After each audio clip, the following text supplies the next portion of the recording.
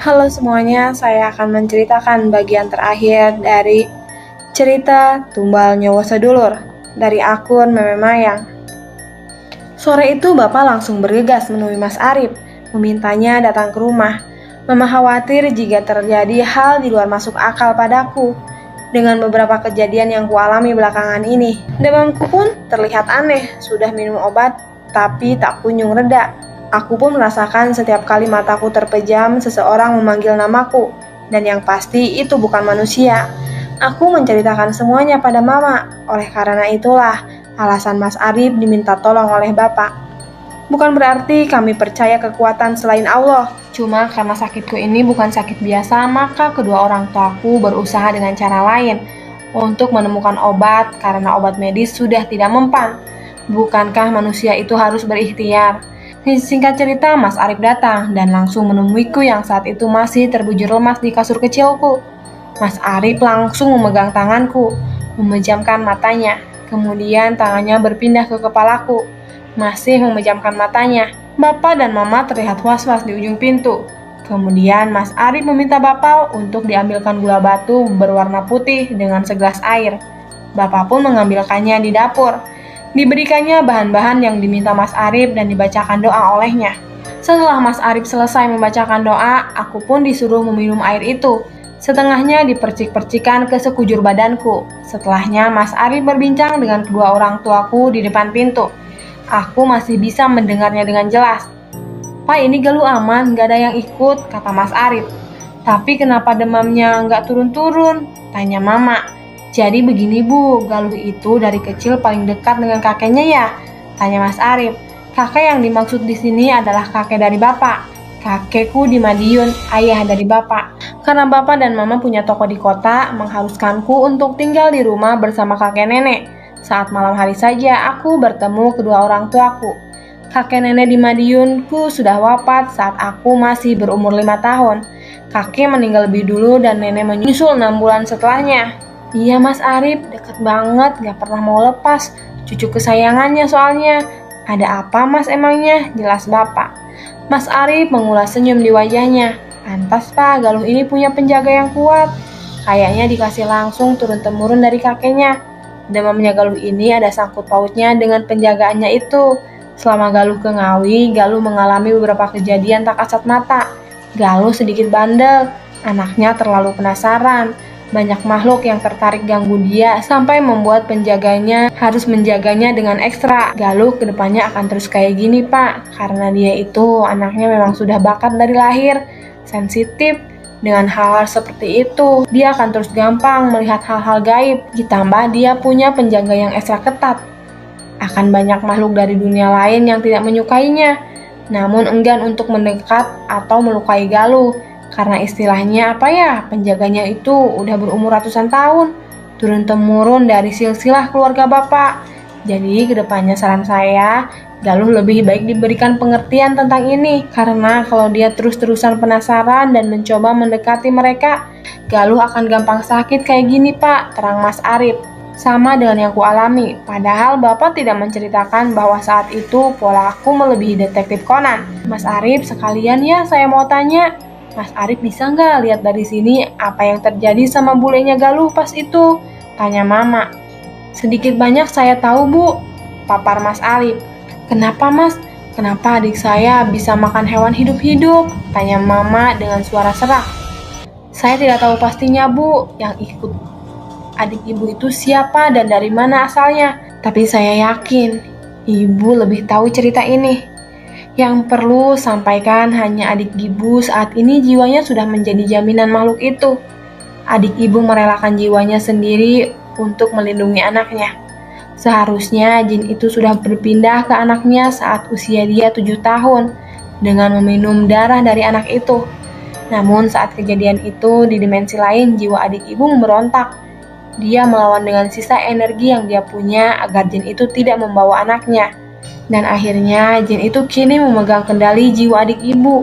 Maaf ibu, bisa saya katakan saat ini adik ibu seperti mayat hidup. Jiwanya sudah tidak ada lagi di sana. Sesekali dia akan sadar, tapi hampir 80% saat ini sudah tidak ada lagi. Untuk mengeluarkannya pun susah, Bu, karena perjanjian ini sudah bukan lagi dengan arwah atau setan, tapi sudah dengan jin hitam. Dan hanya taruhan nyawa, Bu, jalannya. Maaf jika saya berkata seperti ini. Satu-satunya cara agar adik ibu bisa bebas dengan melahirkan anak lagi. Sampai genap ia berusia 7 tahun, anak itu akan menjadi tumbal.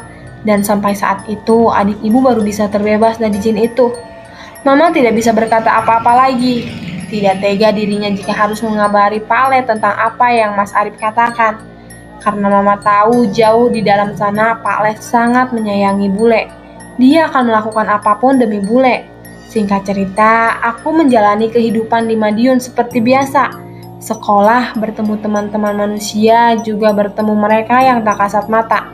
Sudah seminggu aku di Madiun. Kangen juga dengan Titi yang setiap hari menghabiskan waktunya denganku bermain sepuasnya, mengalami hal-hal aneh berdua. Sampai suatu hari aku merengek pada Bapak untuk diteleponkan Pak Le. Aku ingin berbicara dengan Titi.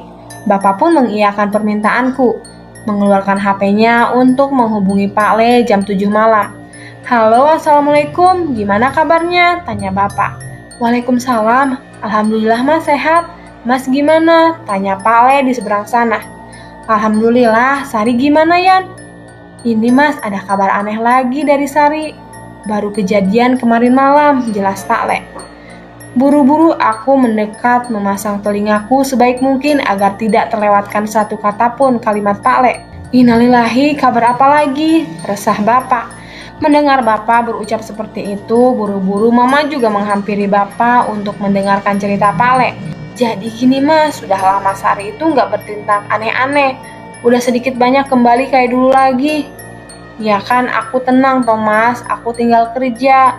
Aku tinggal cangkruk pas malam. Soalnya udah lama juga aku nggak ngumpul sama tetangga. Takut dikira apa kan? Ya sudah, pas itu aku rencana nobar sama Pak Kasim di rumah lihat bola. Malam itu jam 8. Aku sudah pamit Mbo, Sari dan Titi. Belum ada Mas, aku tinggal 2 jam. Mbo nangis-nangis menghampiriku di rumah Pak Kasim. Katanya aku disuruh pulang. Yowes, aku pulang toh. Di perjalanan aku tanya Mboe ada apa. Mboe gak mau cerita pas di rumah Pak Kasim. Kata Mboe Sari gak ada di rumah.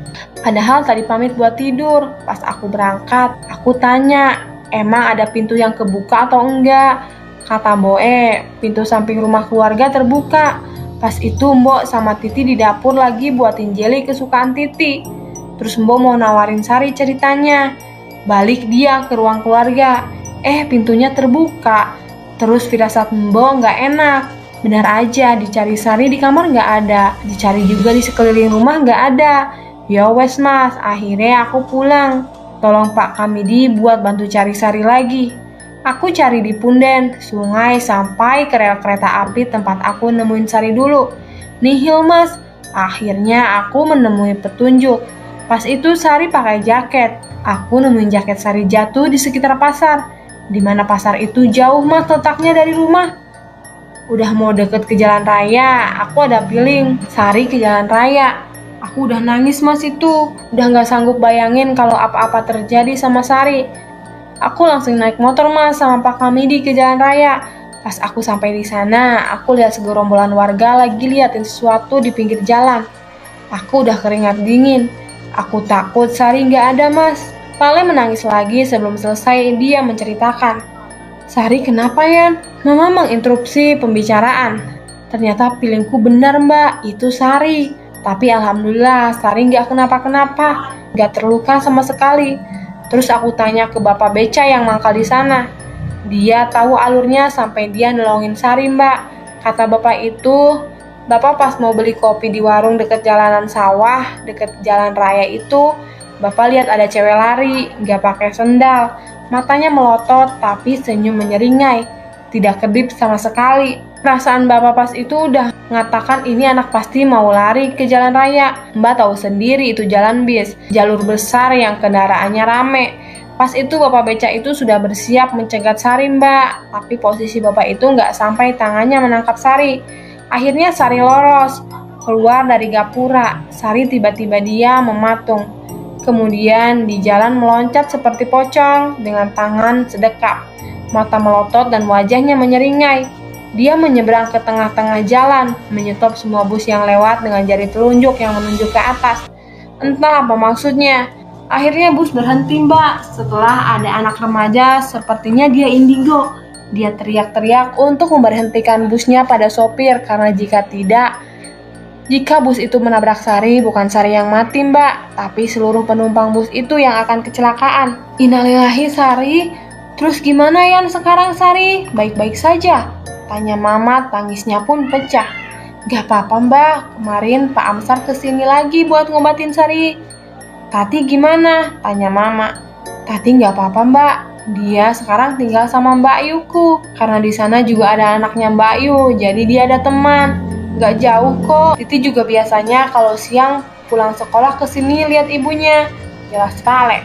Ya sudah kalau gitu Yan. Kalau ada apa-apa, tolong kabarin ya Yan, kata Mama. Iya Mbak, pasti. Sejak saat itu aku sedikit lega. Setidaknya Titi aman. Setidaknya Titi punya teman. Setelah percakapan itu, setiap kali Mama bertanya kabar bule, Pale selalu menjawab masih sama, masih dengan gerakan sholat yang tidak sewajarnya. Dan setelah kejadian liburanku itu, Mama Bapak tidak lagi membawaku ke Ngawi, bahkan saat lebaran. Karena mereka masih trauma sepertinya dengan apa yang aku alami. Jadi lebih memilih untuk menjaga jarak dan bersilaturahmi melalui HP. 1-2 tahun berlalu, sampai akhirnya aku menginjak usia yang ke-10. Saat itu Titi juga berusia 10 tahun. Lebih 1 bulan tepatnya. Telepon Bapak berdering. Saat dibaca ternyata Pale menelepon. Mas, Assalamualaikum. Alhamdulillah Mas, suara Pak Le terlihat senang. Ada apa Yan? Bapak pun tertular senang. Sari hamil Mas. Alhamdulillah udah jalan 4 bulan. Tapi aku baru tahu sekarang. Bapak langsung terpaku. Bukan tidak senang karena berita gembira ini. Tapi Bapak teringat apa yang dikatakan Mas Arif 2 tahun yang lalu. Bapak masih ingat bagaimana jika bayi itu sampai berumur 7 tahun. Bayi itu tidak akan selamat. Tapi tidak mungkin Bapak mengatakan pada Pale. Tidak mungkin Bapak mematahkan rasa gembira itu. Karena Bapak pikir masih ada kemungkinan beberapa tahun ke depan sebelum bayi itu berusia 7 tahun, siapa tahu kami bisa menemukan jalan keluar yang terbaik untuk keduanya. Serakah memang, itulah sifat dasar manusia yang ingin memberikan yang terbaik untuk orang yang mereka sayang. Alhamdulillah Yan, tapi kok bisa nggak ketahuan padahal udah 4 bulan? Tanya Bapak berusaha sebisa mungkin tidak mengubah nada bicaranya. Iya Mas, soalnya beberapa bulan ini Sari juga kumat lagi. Tapi aku sengaja memang tidak mengabari saudara, karena masih di tahap nggak terlalu ekstrim. Kumat gimana? Tanya Bapak penasaran. Sari itu sekarang sering kumat Mas, jalan kayak kerak. Sama kayak pas dia kumat di pundan itu. Bahkan 2 bulan lalu warga geger gara-gara jam 12 malam lihat Sari ada di atas genteng. Entah bagaimana cara dia naik sampai ke atas sana. Gak ada yang tahu. Yang memergoki warga yang lagi pulang cangkruk. Kok di atas rumah ada orang, tapi dia duduk sambil makan sesuatu, tapi tidak tahu kalau itu Sari. Akhirnya warga itu teriak-teriak. Katanya, demit gitu. Pas warga itu lari, katanya lihat Sari terjun dari atas genteng itu. Aku bangun lihat ada orang teriak-teriak. Buru pilingku gak enak Mas. Aku lihat ke halaman belakang. Di sana ada Sari lagi makan burung gagak. Burung gagak yang sering mengitari rumah itu Mas. Cepat-cepat ku bawa Sari masuk. Sebelum warga lain melihat dan menyadari itu Sari. Aku membacakan ayat suci dan langsung membersihkan badan Sari saat itu. Terus aku menemui warga yang udah ngumpul depan rumah. Aku mengelak kalau mungkin salah, akhirnya warga bubar. Aneh kan Mas? Kalau dihitung, Sari pas kejadian itu udah hamil 2 bulan. Tapi bayinya gak apa-apa. Anakku kuat Mas. Celoteh Pak Le. Amin, batin Bapak mengamini. Semoga memang anak itu kuat menjaga diri sendiri, kuat untuk menghadapi kejamnya jin yang ada di tubuh ibunya. Bapak memberitahu Mama atas berita itu, dan Mama sama dengan Bapak, memikirkan bagaimana nasib bayi itu selanjutnya. Namun Allah memang maha baik. 9 bulan sudah bayi itu berjuang di dalam perut ibunya. Di dalam perut ibu yang bahkan jiwanya pun tidak diketahui masih utuh atau tidak. Anak itu berjuang sendiri, dengan keadaan bule yang susah sekali untuk makan selayaknya manusia. dengan kondisi bule yang selalu memberontak jika dibawa ke rumah sakit. Alhasil, Pak Ale harus mendatangkan mantri dokter desa ke rumah sampai hari kelahiran itu tiba, Februari 2010. Anak perempuan cantik yang diberi nama Rani itu kini hadir melengkapi keluarga kami. Namun agaknya semesta terlalu banyak menguji keluarga kecil Pak Ale. Dengan kelahiran Rani diiringi kondisi bule yang semakin parah, bule tidak mau makan selama 10 hari. Bule lemah dan selalu memuntahkan darah. Pak Ale sudah tidak sanggup dan membawa bule ke rumah sakit di Ngawi saat itu. 2 hari bule dirawat dan hasil pemeriksaan kini keluar. Bule menderita kanker usus besar stadium 4 beserta komplikasi sirosis hati. Malang nasib Pak Ale melihat Rani berusia 10 hari yang bahkan belum merasakan air susu ibunya. Juga Titi yang masih membutuhkan ibunya untuk mendampinginya meraih cita-citanya. Juga Pak Ale yang masih membutuhkan bule, selalu dan akan selamanya membutuhkan bule. Bagaimanapun keadaan bule, hancur sudah saat itu Pak Ale. Kami juga mendengar kabar tak kuasa menahan tangis. Dokter di RS Ngawi saat itu tidak bisa mengambil tindakan lebih jauh karena keterbatasan sarana prasarana. Oleh karena itu, bule harus dirujuk di salah satu RS besar di Madiun. Teror baru pun dimulai selama 1 bulan bule menjalani perawatan di rumah sakit itu. Aku juga bertemu bule kembali setelah 2 tahun tidak berjumpa. Saat itu tanpa banyak pikir, Pak Ale bergegas mengurus permasalahan administrasi agar bule cepat dibawa ke rumah sakit Ngawi. Pak Ale ditemani oleh Bude, yang kebetulan rumah Bude tidak terlalu jauh dari rumah Pak Ale. Hanya berbeda kecamatan saja. Pak Ale menitipkan bule pada Bude, yang saat itu Pak Ale bisa melihat dengan jelas ekspresi wajah Bude seperti gusar ditinggal berdua dengan bule dalam keadaan lorong yang sepi, tidak ada orang yang lewat satupun. Padahal saat itu bule tidak sadarkan diri. Membuka mata pun tidak bisa. Bagaimana bisa Bude berpikiran bule bertingkah aneh lagi? Singkat cerita, Pak Ale berhasil mengurus administrasi. Cepat-cepat Pak Ale menghampiri bule agar segera dibawa menuju ambulan. Namun saat berada di koridor, Pak Ale kaget melihat Bude yang ngos-ngosan. Ditanyalah Bude oleh Pak Ale, "Ada apa Mbak? Kenapa ngos-ngosan?" tanya Pak Ale. Masih dengan sorot mata bergetar, suara pun bergetar dan keringat menetes. Enggak apa-apa," jawab Bude yang sepertinya enggan menceritakannya. Ambulan pun datang, bule dimasukkan ke dalamnya, ditemani Pak Ale dan Bude. Sedangkan Titi dititipkan ke Mbak Yu Pak Ale dan nenek di rumah. Saat perjalanan, Pak Ale dan bule selalu merapalkan doa. Namun karena Pak Ale gelisah, Pak Ale mencoba untuk mengusir rasa gelisah itu dengan tengok kanan, tengok kiri berusaha mencari pemandangan lain. Saat Pak Ale menengok ke depan, Pak Ale melihat sopir itu, matanya melihat ke cermin spion dalam mobil. Sepertinya ia melihat sesuatu. Pak Ale sudah bisa menebak. Tidak sekali 2 kali sopir itu melihat ke arah spion dalam itu. Apalagi sesekali sopir melakukan pengereman mendadak seperti orang yang tidak fokus. Sudah pasti sopir itu melihat sesuatu. Pak Ale yakin itu dan bertekad menanyainya saat nanti ambulan tiba di tempat tujuan. 1 jam perjalanan, akhirnya tibalah mereka di salah satu rumah sakit besar di Madiun. Cepat-cepat sopir itu membuka pintu belakang ambulan. Masih Pak Ale memperhatikan mimik wajah sopir itu seperti ngos-ngosan. Celingak-celinguk memeriksa keadaan sekitar mobil ambulan. Petugas kesehatan IGD saat itu buru-buru membawa masuk ke dalam, ditemani Bude. "Enggak masuk?" tanya Bude ke Pak Ale yang saat itu memilih tinggal sebentar di luar. "Enggak Mbak duluan saja, saya tinggal di sini sebentar. Nanti saya nyusul buat ngurus administrasinya langsung. Ini Mbak bawa aja rekam medis Sari. Nanti kalau ditanya dokter IGD, Mbak berikan ini saja." Pak Ale menyerahkan 1 map berisi rekam medis bule kepada Bude. "Ya sudah, jangan lama-lama ya," pesan Bude yang kemudian berlalu. Kini tinggallah Pak Ale dengan sopir ambulan yang saat itu lebih memilih menenangkan dirinya dahulu dengan sebatang rokok sebelum kembali ke tempat kerjanya. "Pak, tadi kenapa?" tanya Pak Ale. "Saya minta maaf Mas, saya nggak ada niat buat tidak respect dengan istri Mas," jawab sopir itu. Beliau tahu sepertinya itu istri Pak Ale. "Iya Pak, santai saja, nggak apa-apa. Tapi Pak, saya nggak pernah bilang loh kalau itu istri saya." "Bapak tahu dari mana?"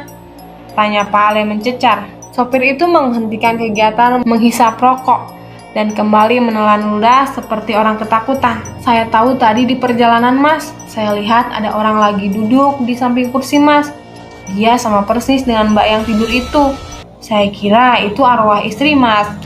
Jawab sopir. Pak, istri saya masih hidup. Jawab Pak Le sekiranya tidak terima. Pak sopir itu mengatakan arwah. Iya Mas, saya tahu. Tapi saya nggak tahu harus nyebutnya apa. Tapi sosok itu sama persis sama istri Mas. Dia nangis Mas, ngerangkul Mas. Terus saya dengar, aku titip anak-anak kita ya Pak, Didik Sari dan Rani, biar bisa jagain kamu gantiin aku. Maaf, aku gak bisa memenuhi janjiku buat nemenin kamu. Aku udah gak kuat. Aku harus akhiri ini sendiri, daripada aku membahayakan keluargaku. Pak yang sehat ya, jangan segan-segan untuk cari penggantiku. Anak-anak kita masih butuh sosok ibu, begitupun kamu. Aku pamit ya Pak. Gitu Mas katanya. Saya udah berusaha buat gak nahan nangis, makanya saya jadi gak fokus. Tadi turun cepet-cepet meriksa apa istri Mas masih hidup, ternyata masih. Terus saya bingung kenapa pamit padahal masih ada. Tapi maaf Mas, jujur saja. Saya lihat sosok yang menyerupai istri Mas itu, di lehernya ada seperti rantai Mas. Rantai itu menyala berwarna biru. Jauh Pak sopir. Pak Le hanya menangis, tidak tahu harus mempercayainya atau tidak.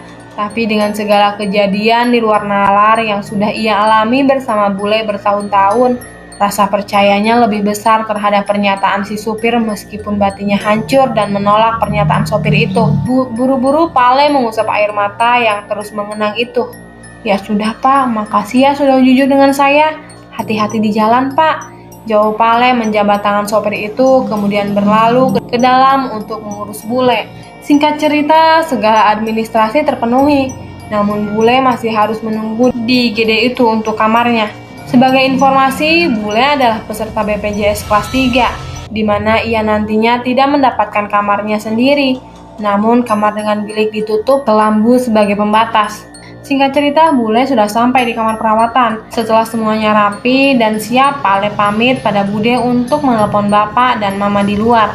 Saat itu Bude mengiyakan karena posisi di sebelah kamar bule ada pasien lain bersama keluarganya. Jadi Bude tidak sendirian. Pak Le pun bergegas keluar untuk menghubungi bapak. Halo Mas, Assalamualaikum. Ini kami sudah sampai di rumah sakit, kata Pak Le. Waalaikumsalam. Gimana Yan? Di mana posisimu? Kata bapak yang sembari menyiapkan segala peralatan yang diperlukan. Di samping bapak ada mama yang menggandeng tanganku dengan cemas. Karena itu sudah malam, tidak tega kedua orang tuaku jika harus meninggalkanku sendirian di jam 10 malam. Akhirnya aku diajak dan aku kembali bertemu bule. Entah aku tidak merasakan takut sama sekali, aku hanya berharap bisa bertemu bule dan Tati. Meskipun saat itu Tati tidak ikut.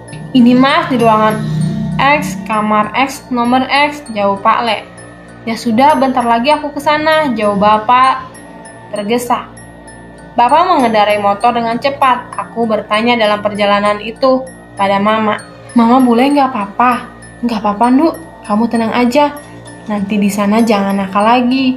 Kamu diam aja di samping mama ya. Jangan deket-deket bule dulu. Jelas mama mewanti-wantiku. Iya, jawabku. 15 menit berlalu, tibalah kami di parkiran rumah sakit. Bergegas kami menemui Pak Le yang saat itu berjanji untuk menjemput kami di depan gedung rumah sakit. Mas, Mbak, sapa Pak Le sembari mengelus rambutku. Ayo Yan, cepetan, ajak mama. Karena jarak ruangan bule cukup jauh dari gedung utama rumah sakit, Pak Le sempat bercakap dengan bapak mama tentang kejadian yang dialaminya di ambulans tadi. Aku mendengarnya dan kembali aku merasakan ada sesuatu yang salah. Posisi saat itu aku digandeng oleh mama. Di depan kami ada Pak Le dan bapak.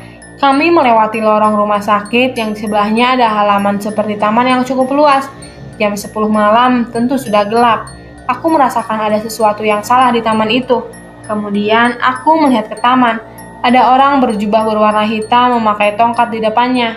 Sembari garis bercahaya biru terang terbang di samping orang itu, sama persis dengan yang kulihat di rumah nenek saat itu. Aku memejamkan mata sembari terus berjalan dan membaca ayat suci yang kubisa saat itu. Tidak menangis karena bagiku tidak seram, ada yang lebih seram. Sampailah kami di ruangan bule. Mama menangis di sana, Bude pun juga. Aku hanya melihat bule yang masih terbaring. Namun saat itu, posisi di atas kepala bule ada jendela yang cukup lebar. Aku melihat ke arah jendela itu. Kembali, aku dapati sosok jubah hitam itu berdiri mengamati kami. Masih tidak kutangkap wajahnya seperti apa. Ia berdiri paling sekitar 6 meter di luar kamar bule. Aku langsung membalikkan badanku, memeluk kaki Bapak dan memejamkan mata. Ada 10 menit aku terdiam seperti itu, karena aku merasa semua orang sudah keluar dari kamar bule dan menyisakan bule sendirian di dalamnya. Aku kembali membalikkan badan menghadap ke kamar bule. Saat itu aku berinisiatif untuk melihat bule dari balik kelambu. Hanya melihat saja, tidak mendekat. Kusibahkanlah kelambu itu. Kembali aku melihat bule yang tidak sadarkan diri beberapa menit yang lalu, kini kembali meringis, melotot sambil berkomat kamit melihat ke arahku. Hal itu membuatku kaget, ditambah ada hal lain yang semakin membuatku takut. Saat itu di sisi kanan dan kiri bule, aku melihat 2 pocong membungkuk, mendekatkan wajah mereka ke wajah bule. Kali itu aku sadar tidak bisa diam. Aku menangis tapi masih berusaha menahan agar tangisku tidak terlalu terdengar. Bapak aku mau pulang, Galuh mau pulang, kataku masih memeluk kaki Bapak.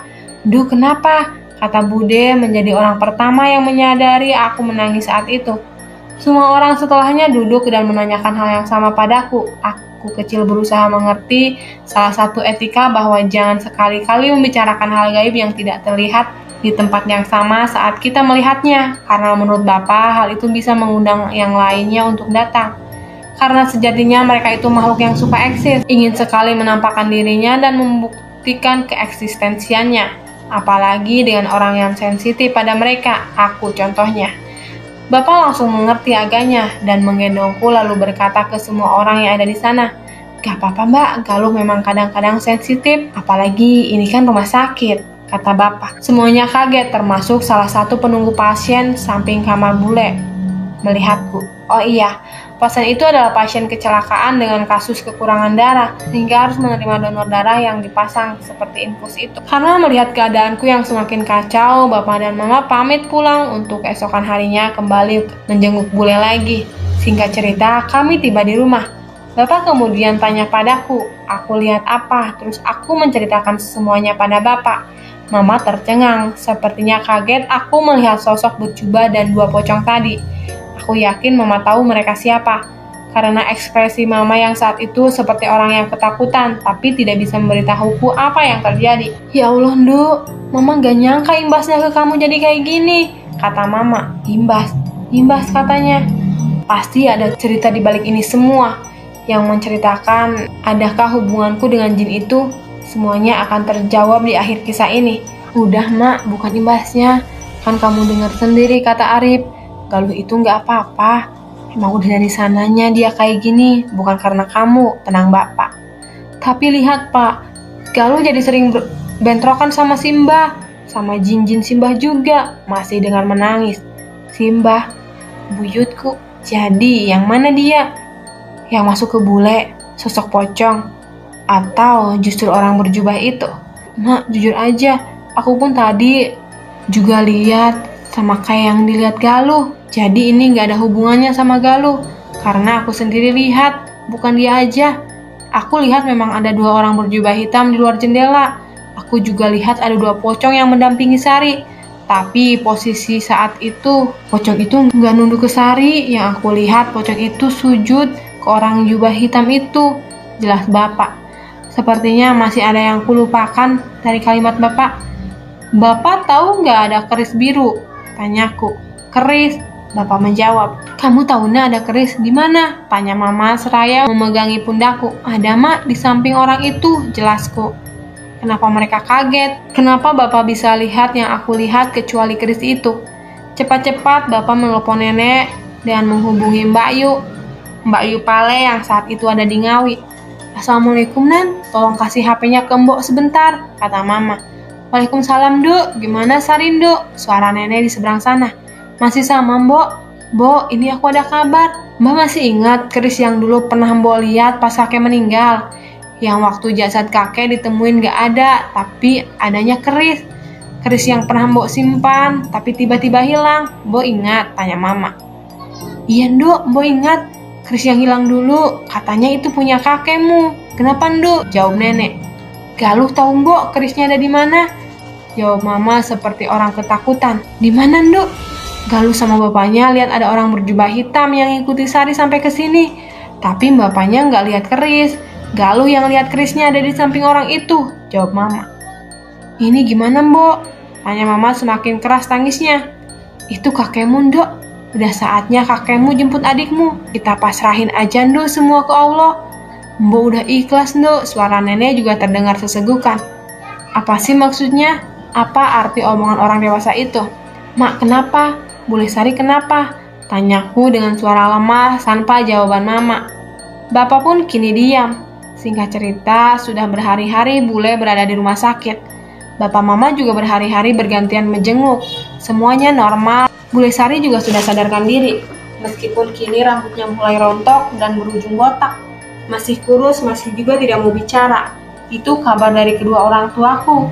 Karena sejak hari pertama itu, aku belum lagi diajak ke rumah sakit menjenguk Bule. Cuma kata Bapak, ruangan Bule Sari sangat panas. Padahal di bilik sebelah orang kurang darah itu dingin. Sebagai orang awam seperti Pak Le dan Bude mungkin mengiranya itu pengaruh cuaca. Atau mungkin kebetulan bilik kamar Bule langsung terkena terik matahari dari luar. Padahal penyebab panasnya suasana itu karena menurut Bapak yang menjenguk Bule itu tidak hanya manusia saja. Setiap Bapak bergantian menjenguk Bule, selalu ada mereka yang menghampiri. Mulai dari dua pocong itu, kera berwarna merah, atau bahkan anak-anak kecil seperti tuyul namun berkulit keriput, berwajah tua yang selalu datang membawa rombongannya. Seminggu sudah Bule dirawat. Bule menjalani kemoterapi untuk pertama kali. Saat itu kanker sudah di stadium 4 untuk menyebar sampai ke organ lain seperti hati dan lambung. Sehingga tidak memungkinkan operasi dilakukan karena justru Bule bisa saja tidak bertahan di meja operasi. Oleh karenanya, dokter hanya bisa memberikan obat-obatan dan kemoterapi untuk memperpanjang usia Bule, bukan menyembuhkan. Karena memang sudah sangat sulit saat itu untuk sel kanker dihilangkan setelah menyebar kemana-mana. Posisi Bule sudah tidak bisa duduk, apalagi berdiri. Setelah setiap minggu Bule menjalani kemoterapi, kini Titi dan Rani untuk pertama kalinya datang ke Madiun. Rencananya mau melihat Bule. Bersama Mbah dan Mbak Yu Pale menyewa mobil. Tapi karena Rani masih bayi, berusia kurang lebih 1 bulan, Rani tidak dibawa ke rumah sakit. Menurut mitos, bayi rentan terkena sawan, penyakit gaib, jika diajak ke tempat-tempat umum, apalagi rumah sakit. Akhirnya mereka berhenti di rumahku, menitipkan Rani dan segala perlengkapan bayi ke Mama. Aku sangat senang saat itu bertemu Titi setelah 2 tahun kami tidak berjumpa. Titi, teriakku menghampirinya turun dari mobil. Galuh, ibuku kenapa? Dia masih menangis. Bule kuat kok, insya Allah bisa sembuh. Kamu sabar ya, jawabku. Tak terasa semua orang menangis saat itu. Melihat bayi berumur 1 bulan yang harus menerima fakta bahwa ibunya berjuang melawan ajal. Juga anak berumur 10 tahun yang selalu bertanya di mana ibunya, kenapa ibunya. Bude, Titi gak mau ibu ninggalin Titi. Titi sayang ibu. Ibu bisa sembuh kan Bude? Tanya Titi pada Mama. Bisa nah, bisa. Titi berdoa terus ya nak sama Allah, biar ibu diberi kesembuhan oleh Allah ya nak. Jawab Mama masih menangis memeluk Titi. Singkat cerita, kedatangan keluarga Ngawi itu menandakan Bule sudah 3 minggu berada di rumah sakit. Karena memang sudah lama bagiku tidak menjenguk Bule. Aku pun ikut bersama Bapak, Nenek, Titi, dan Mbak Yu. Saat itu sore jam 5 kami berangkat dari rumah. Tibalah kami di rumah sakit. Aku bergandengan dengan Titi menuju bangsal Bule. Lagi, aku melihat orang berjubah itu dengan keris. Kali ini ia berada di ujung bangsal kamar Bule. Sampainya di bangsal, Titi memeluk Bule. Menangis tak tentu. Bule pun sama. Tidak bisa menggerakkan badannya, namun air mata keluar dari sudut matanya. Aku hanya melihatnya dari kejauhan. Di samping Bapak, kembali aku melirik orang berjubah itu. Kini sudah tidak ada. Namun kini aku ganti melihat di tubuh Bule penuh dengan belatung, darah segar yang menetes dari seluruh badan Bule. Juga sosok berambut panjang dengan kaki kurus sangat panjang. Badan pendek, wajah kecil, tapi memiliki tanduk. Ia melangkahi dan menduduki Bule, memakan perut Bule. Benar, memakannya layaknya burung pemakan bangkai. Ada lagi, makhluk dengan mulut seperti bebek bergigi tajam. Tidak memiliki mata, berbadan manusia, menghisap darah bule. Tentu saja semua itu gaib, tidak semua orang bisa melihatnya. Dan pada kenyataannya apa yang aku lihat tidak ada. Namun Bapak sepertinya bisa paham. Bapak menutup mataku. Aku menangis, Bapak pun juga. Kami tahu bule hanya menghitung hari lagi. Tubuhku bergetar, tapi aku dan Bapak memilih dia menunduk. Singkat cerita, karena Titi juga masih sekolah, keluarga Ngawi tidak lama menjenguk bule. Mereka pulang ke Ngawi setelahnya. Tinggallah Pak Le di rumah sakit. Saat itu Bapak dan Mama ada keperluan usaha yang tidak bisa ditinggal. Sehingga sudah 5 hari tidak menjenguk bule. Malam itu menunjukkan pukul 2 dini hari. Bapak menerima telepon dari Pak Le. Aku pun yang mendengarkannya ikut bangun karena posisi saat itu kami bertiga tidur bersama di depan TV. Assalamualaikum mas. Mas Sari mas, jawab Pak Le menangis. Waalaikumsalam, kenapa Yan? Jawab Bapak terperajak. Sari hilang mas, jawab Pak Le masih menangis. Loh di mana? Kok bisa? Iya mas, aku tadi tinggal Sari sebentar ke toilet. Tapi pas aku balik udah nggak ada. Tinggal infusnya aja sama bercak darah bekas copotan infus. Ini aku udah minta tolong suster juga buat bantu cari karena posisi tadi ruangan juga susternya nggak ada orang. Jadi nggak ada yang tahu Sari di mana. Ini di Bangsal Sari, kamar juga keisi 4 orang aja. Banyak yang kosong. Ini aku masih jalan mas ke ruang CCTV sama susternya, jawab Pak Le. Iya Yan, kamu sabar tenang. Aku kesana sekarang, jawab Bapak meninggalkanku dengan Mama di rumah. Kami pun menunggu Bapak pulang di rumah dengan perasaan cemas. Tentunya, azan subuh berkumandang. Terdengar juga motor Bapak di depan rumah. Kami langsung menghampiri Bapak. Kami melihat Bapak dengan wajah pucat dan seperti orang kebingungan. Pak, gimana Pak? Tanya Mama. Sari udah nggak masuk akal, Mak. Padahal kata Yanto, sebelum dia tinggal ke toilet, Sari masih dalam keadaan gak bisa apa-apa. Tiba-tiba hilang, dicariin orang penjaga rumah sakit sama suster ke ruang CCTV dan area sekitar Bangsal. Kita akhirnya memutuskan buat lihat CCTV. Sari jalan ke kamar bayi, Mak. Di sana ada susternya, tapi susternya ketiduran sehingga tidak tahu Sari masuk. Pas kami lihat di CCTV, kami menemukan orang botak. Itu Sari. Sari ngegedong satu bayi. Dia jilatin bayi itu sekujur tubuhnya, Mak, sambil tersenyum. Mata melotot dan berkomat kamit. Aku langsung ke sana sama Yanto. Pas kita ke sana, posisi bayi sudah dikembalikan. Tapi Sarinya masih berdiri memandangi bayi itu terus. Anehnya, Mak, sekarang justru Sari kelihatan sehat. Dia bisa duduk, bahkan bisa jalan-jalan lagi. Jelas Bapak. Hal itu membuat Mama kaget tentunya sejak saat itu aku tidak boleh lagi ikut ke rumah sakit. Setelah kejadian itu, Pak Le selalu menginformasikan kejadian aneh dengan bule di rumah sakit pada Mama dan Bapak. Pernah sehari setelah kejadian itu, bule setiap malam selalu menghampiri pasien-pasien di Bangsal itu. Menurut pengakuan dari pasien atau keluarganya ke Pak Le, bule menghampiri mereka, hanya memandangi, melotot, menyeringai, dan berkomat kamit. Sama seperti yang ku dengar, mantra Jawa kuno dan hanya kata ceng celeng celeng celeng yang bisa mereka tangkap dengan indera mereka. Setiap malam sampai 3 hari berturut-turut seperti itu. Untuk jamnya tidak pasti karena bule selalu seperti mengelabui Pak Le. Bule melakukan saat Pak Le tertidur atau saat ke toilet. Masuklah di penghujung keempat. Kejadian aneh kembali terulang. Menurut Pak Le, saat sudah malam, Pak Le lelah melanjutkan tidur. Tapi Pak Le tiba-tiba terkejut dengan suara suster yang mencari kantong darah untuk pasien yang berada di rak. Yang ia bawa kini lenyap, tidak tahu kemana. Dan Pak Le kaget, bule tidak ada di kasurnya. Buru-buru Pak Le mencari bule. Saat itu Pak Le tidak memerlukan bantuan, karena ternyata bule meninggalkan jejak. Di minggu terakhir bule itu, bule selalu meneteskan air liur. Saat itu Pak Le melihat di lantai ada semacam lendir yang mengarah ke toilet. Saat itulah piling Pak Le berkata itu bule. Pak Le menuju ke toilet, benar saja. Di dalam sana bule sudah menaiki kloset duduk, meminum kantong darah itu dengan beringas.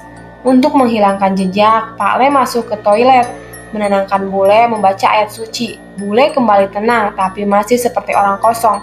Buru-buru Pak Le membersihkan badan bule dan kembali ke ruangan. Namun tingkah bule tetap terekam CCTV. Suster itu melacaknya dan usaha Pale menghilangkan bukti kini sia-sia. Semenjak itu, saat satu ruangan takut dengan bule, bahkan ada yang meminta untuk pindah ruangan. Ada pula yang tega hatinya untuk memulangkan saja bule. Suster-suster di sana pun saat mengecek tensi bule, mengganti infus bule dan lain-lain, selalu memasang wajah takut. Padahal setelah kejadian itu, kondisi bule semakin hari semakin turun. Hingga pada suatu malam di hari ke-34, bule di rumah sakit, bule bisa bicara. Bule menggenggam tangan Pak Le dan mengatakan pesan. "Pak," kata bule. Mendengar istri tercintanya berbicara setelah sekian lama, Pak Le pun senang sampai tidak terasa meneteskan air matanya. "Iya Bu, ada apa Bu? Bilang aja kamu mau apa?" sahut Pak Le. "Pak, aku mau pulang aja. Aku bakal sehat kalau ketemu Titi sama Rani." Bule terbata-bata. Karena permintaan bule dan kondisi di RS saat itu seperti menganaktirikan bule setelah kejadian kantong darah itu, keesokan harinya Pak Le pun memantapkan hatinya untuk mencabut rawat inap bule. Kembali ke rumah, mereka menggunakan ambulans rumah sakit karena dikabari oleh Pak Le bahwa bule meminta pulang. Siang itu perasaan bapak dan mama tidak enak. Seakan-akan itu adalah hari terakhir bule. Akhirnya kami pun memutuskan untuk ke Ngawi. Sesampainya di sana, kami melihat keluarga kami sudah berkumpul. Hanya keluarga dan seorang kakek tua yang aku tidak tahu itu siapa. Menurut mama, itu adalah orang pintar yang dulu memberikan kalung jimat pada Titi. Ada Titi dan Rani juga. Ada bule di tengah-tengahnya. Pas kami masuk, kami mendapati kakek itu berada di atas bule. Saat kami tiba, semua sudah menangis. Saat itu bule berpesan pada Pak Le yang terus menangis. "Pak, nitip anak-anak ya. Jaga mereka sebagaimana kamu jaga aku selama ini. Pak, maaf ya, maaf belum bisa tepati janjiku sama kamu buat terus ada. Maaf belum bisa jadi istri yang baik dan ibu yang baik. Pak, udah cukup usahamu buat aku. Simpan uangmu buat kebutuhan anak-anak, buat susu Rani, buat biaya sekolah Titi. Pak, aku pamit ya. Ikhlasin aku ya, Pak.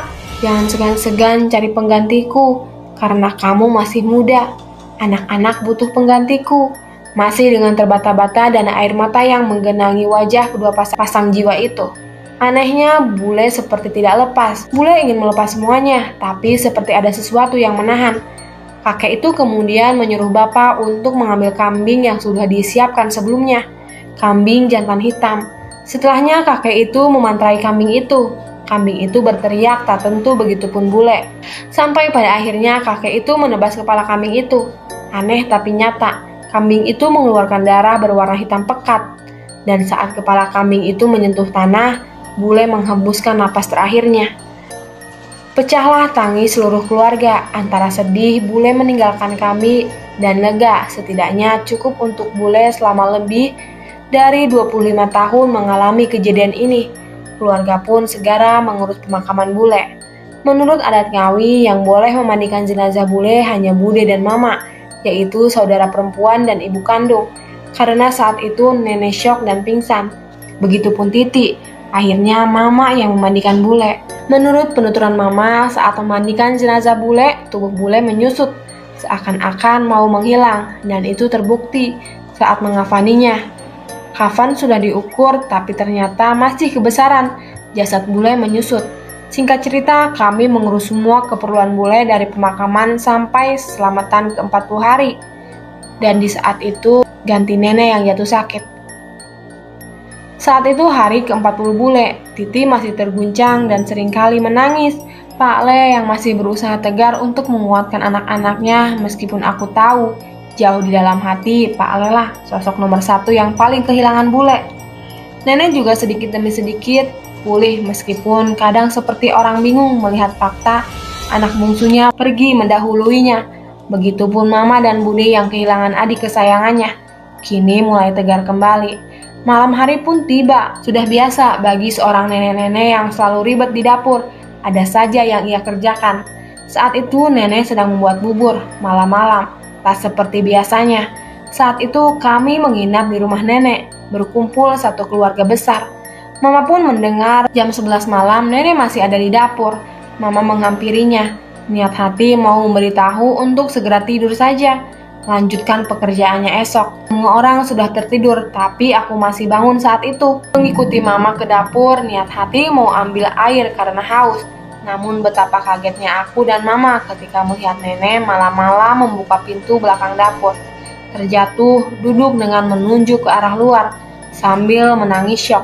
Cepat-cepat mama dan aku menghampiri nenek. Apa yang kami lihat?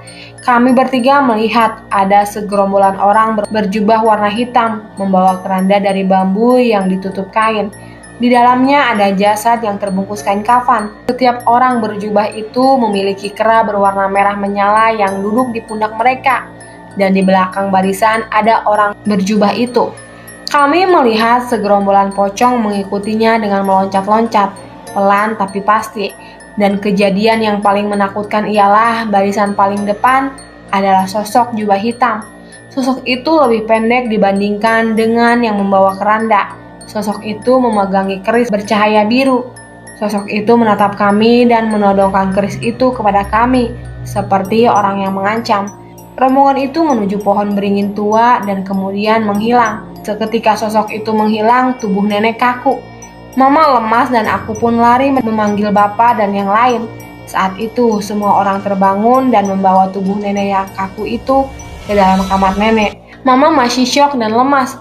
Tubuh nenek tidak bisa digerakkan, hanya mulut dan matanya saja yang bisa bergerak. Saat aku menangis di samping nenek dengan bude, nenek berkata padaku, "Bule Sarimu nggak salah. Bule diambil jiwanya oleh jin itu. Karena ilmu dari buyutmu yang belum sempurna, tapi sudah ditinggal mati oleh pemiliknya, yang berarti ilmu itu kini mencari pemilik baru."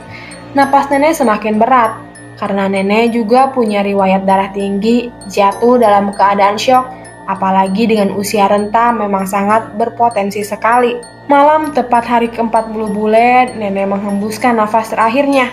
Tahun 2020, kami harus kehilangan anggota kesayangan kami, bule dan nenek kami. Singkat cerita, masih sama. Kami mengurus pemakaman nenek, bude dan mama yang memandikan. Mama mengamati apakah jasad nenek menyusut seperti bule. Ternyata tidak, jasad nenek normal. Kami juga bertahan di rumah itu selama 40 hari. Kami harus menemani Titi yang kehilangan 2 orang terdekat masa kecilnya sebelum ada Rani. Karena saat Titi kecil, Pak Ale sibuk bekerja dan pulang larut sore. Hingga Titi selalu di rumah bersama bule dan nenek. Tidak bisa kubayangkan bagaimana perasaan Titi saat itu. Tidak ada teman yang mau bermain dengannya. Dan kini 2 orang tersayangnya pergi dalam waktu yang hampir bersamaan. Setelah 40 hari berlalu, Pak Ale memutuskan untuk kerja di luar kota, sembari menyegarkan pikiran agar tidak selalu merindukan bule. Titi dan Rani dititipkan ke Mbayu dari pihak Pak Ale untuk diasuh oleh mereka. Karena Pak Ale tidak mau jika anak mereka jauh dari ibunya. Padahal Mama sudah meminta bagaimana jika Rani dan Titi ikut ke Madiun. Tapi Pak Ale menolak dengan alasan agar saat Pak Ale bekerja di luar kota, masih ada Titi untuk berkunjung setiap hari ke makam bule dan nenek untuk membersihkan makamnya dan memberikan bunga anyelir di atas makam bule, menggantinya dengan rutin apabila bunga kesukaan bule itu kering. Kami pun menyerah, karena bagaimanapun Pak Ale lah yang berhak atas hak asuh Rani dan Titi saat itu. Setelahnya rumah nenek itu kosong. Sesekali Titi dan Mbak Yu dari Pak Ale berkunjung untuk sekedar menyapu dan menghidupkan lampu. 7 tahun berlalu, dan Mama masih bungkam tentang bagaimana cerita bule. Sampai saat itu aku mendesak Mama untuk bercerita. Sebenarnya ada apa di balik semua ini? Mama pun menyerah dan menceritakannya padaku secara detail terkait benang merah kisah ini. Menurut Mama diberi informasi oleh nenek. Tragedi ini berawal dari berpuluh-puluh tahun yang lalu, di mana rumah itu adalah rumah buyutku. Di dalamnya ada buyut, kakek, nenek, bude yang berumur 14 tahun, Mama yang berumur 11 tahun, dan bule yang berumur 9 tahun. Saat itu buyut memang terkenal orang yang nakal, hobi bermain judi, dan orang temperamen. Sampai pada saat itu buyut kalah bermain judi dan memiliki hutang yang sangat banyak. Buyut ini adalah ayah kandung dari kakek.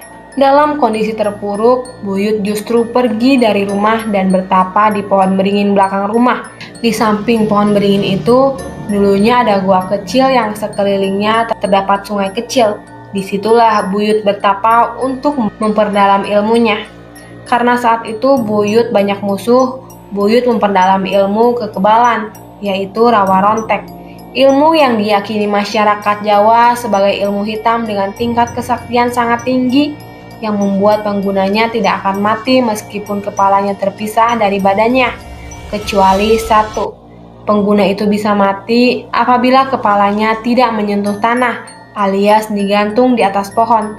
Tidak hanya itu, Buyut juga membekali dirinya dengan ilmu pesugihan Popok Wewe. Ilmu pesugihan yang diyakini bekerja sama dengan Wewe Gombel dengan tumbal berupa nyawa anggota keluarga, tapi tidak dengan Buyut. Saat itu ia tidak melakukannya dengan Wewe, ia melakukan perjanjian dengan iblis, sehingga harga yang harus dibayarkan pun kian bertambah. Jika Wewe meminta tumbal salah satu anggota keluarga, jin ini meminta tumbal seluruh anggota keluarga yang berumur 7 tahun untuk menjadi inangnya. Jika suatu saat Buyut meninggal, Buyut melakukan persyaratannya dengan bertapa selama 40 hari dan berpuasa selama 40 hari. Juga saat di tengah-tengah 40 hari, yaitu hari ke-20, di jam 12 malam, Buyut harus menyerahkan tumbal pertamanya berupa kepala laki-laki yang memiliki anak berusia 7 tahun, serta masih terkait hubungan keluarga. Usut punya usut, keluarga Yaya adalah kerabat jauh kami, dan masih memiliki benang merah kekeluargaan. Malam itu sangat kebetulan Buyut memergoki Papa Yaya yang pulang melewati kebun tela. Saat itu Buyut sudah menantinya di balik ilalang. Kemudian Buyut memenggal kepala Papa Yaya di sana. Nenek melihat itu dari balik tembok anyaman rumah. Namun nenek diam karena bagaimanapun itu mertuanya. Dia juga tidak berani jika harus menentang. Keesokan harinya Papa Yaya ditemukan tanpa kepala. Saat itu polisi sudah terlibat. Dan memang karena ini melibatkan dunia supranatural, jejak Buyut tidak ditemukan. Aneh tapi nyata. Hanya nenek satu-satunya saksi mata saat itu, tapi nenek tidak berani membuka mulut. Sampai suatu ketika, kepala Papa Yaya saja tidak cukup. Jin itu meminta untuk diberikan tumbal lebih, yaitu kepala anak berusia 7 tahun. Akhirnya, 10 hari setelah kejadian kematian tragis Papa Yaya itu, Mama Yaya ditemukan meninggal di dalam rumahnya dengan kondisi mata melotot dan badan kaku. Begitupun Yaya. Jejak pembunuhannya juga tidak ditemukan. Semua syarat itu kini telah terpenuhi dan tinggal menghitung hari ilmu Buyut sempurna. Tapi anehnya nenek dan kakek hanya tahu di hari pertama Buyut melakukan tapa di gua itu. Selebihnya mereka tidak mengetahui bahwa Buyut ada di sana, seakan-akan tertutup gerbang gaib. Padahal Buyut ada di sana. Saat di hari ke-35 sejak kepergian Buyut dari rumah, kakek mencari Buyut ke gua itu. Betapa terkejutnya kakek ketika mendapati adanya jenglot dan keris di goa, bukan Buyut. Dan menurut ilmu rawa rontek, jasad penggunanya jika mati akan menyusut menjadi jenglot. Diyakini nenek saat itu Buyut tidak kuat. Buyut wafat ketika ia melakukan tapa saat ilmunya belum sempurna. Dan setelahnya kakek menyimpan keris itu, namun naas kakek jatuh sakit. Sama seperti nenek, kakek merasa saat malam hari melihat iring-iringan menuju ke pohon beringin. Seketika tubuhnya kaku, hanya beberapa bulan setelahnya kakek meninggal. Setelah kakek meninggal, jin itu diyakini kini mencari inang lagi. Tapi saat itu tidak ada keluarga kami yang berumur 7 tahun. Paling muda adalah bule yang berusia menuju 10 tahun kurang beberapa hari. Saat itu malam hari jam 12 malam, Mama menjadi saksi kisah hidup bule yang baru. Bule tiba-tiba berteriak kesakitan dalam tidurnya. Padahal sebelumnya bule sehat setelah main dengan Mama. Bule berteriak-teriak sampai sekitar 3 jam pagi. Saat azan subuh, bule tiba-tiba diam, namun dengan mata yang terbuka dan melotot. Bule seperti itu sampai 3 hari, tanpa makan dan minum. Karena ada keanehan, nenek mendatangi orang pintar yang sama dengan memberi jimat titik. Orang pintar itu bilang bahwa ia tidak bisa mengatasi bule, karena sosok yang merasuki tubuh bule adalah sosok jin yang sudah melakukan perjanjian dengan Buyut. Sosok jin yang membantu buyut melakukan persugihan dan memperdalam ilmu rawa rontek itu sudah bukan ranahnya lagi untuk menyembuhkan. Saat itu orang pintar itu berpesan agar bule dibawa ke daerah Gunung Kidul. Tempat waktu itu nenek membawanya bersama dengan ayah Pak Kamidi. Saat tiba di sana, orang yang dijumpai nenek bilang bahwa jin ini tidak bisa dikeluarkan. Ada 3 cara mengeluarkannya jika memang harus. Yang pertama, jin akan keluar sendiri apabila ia menemukan inang yang sesuai dengan persyaratan, yaitu anak berusia 7 tahun. Yang kedua, jin akan keluar dan dapat dimusnahkan dengan keris yang dipakai oleh buyut. Tapi keris itu menghilang entah kemana. Orang itu mengatakan hanya orang dengan kemampuan khusus yang bisa melihatnya. Orang dengan kesaktian tinggi untuk menarik keris itu, atau anak yang jiwanya masih bersih dan memiliki bakat alami dari lahir. Namun resiko jika memilih jalan kedua ini adalah bule harus mati. Karena untuk menghilangkan jin harus menghilangkan nyawa bule juga. Cara yang ketiga, jin itu akan hilang dengan sendirinya bersama dengan hilangnya nyawa bule saat ajal dari Yang Maha Kuasa menjemput. Meskipun dengan resiko akan menghadirkan beberapa penyakit baik medis maupun tidak di tubuh bule, karena jin itu akan merusak tubuh dan jiwa bule seiring berjalannya waktu. Dan cara ketiga adalah cara yang dipilih bule untuk tidak melukai siapapun, dan dengan cara itulah ia bisa melihat keluarganya lebih lama meskipun harus menderita sakit sepanjang hidupnya. Sejak saat itu bule tidak pernah mau makan selain daging setengah matang dan apel merah. Hanya itu makanan bule. Bule juga sering melakukan sholat tidak sesuai dengan ajaran agama sembari merapalkan mantra yang diyakini itu adalah hafalan rawa rontek. Tidak hanya keluarga kami saja, keluarga Mbah Sarmi dan Bu Didit samping rumah nenek juga harus kehilangan anggota keluarganya karena mereka syok melihat iring-iringan keranda itu. Entah apa maknanya. Dan di tahun usia Titi ke-7, jin itu memaksa untuk berpindah ke tubuh Titi. Namun bule menahan entah bagaimana caranya. Karena Palet telah memberi jimat, Titi sempat terluka. Karena usiaku terpaut 1 bulan dengan Titi, menjelang usiaku yang ke-7 pun, aku juga mengalami gangguan. Namun karena Mama sudah mengerti cerita ini jauh sebelum aku lahir, Mama sudah memberikan aku perlindungan dengan mengatakan kepada kakekku di Madiun. Mama memintanya untuk memberikan perlindungan lebih. Oleh karenanya, aku bisa selamat meskipun tidak dapat kupungkiri. Di usiaku yang ke-6 menjelang 7 itu, aku sempat sakit tak kunjung sembuh juga. Itulah yang dimaksud Mama sebagai imbas. Karena aku yang seharusnya menjadi inang, para penjagaku menjagaku, sehingga jin-jin itu tidak menyentuhku. Oleh karenanya, mengapa aku selalu terlibat? Mengapa aku selalu diberikan penampakan dengan frekuensi yang lebih sering? Karena memang mereka tidak menyukaiku, karena Mama sudah membentengiku terlebih dahulu. Mereka benci padaku tapi tidak bisa menyentuhku. Sekian akhir cerita ini. Hikmah yang kita bisa pelajari bersama, jangan sekali-kali melakukan perjanjian dengan jin.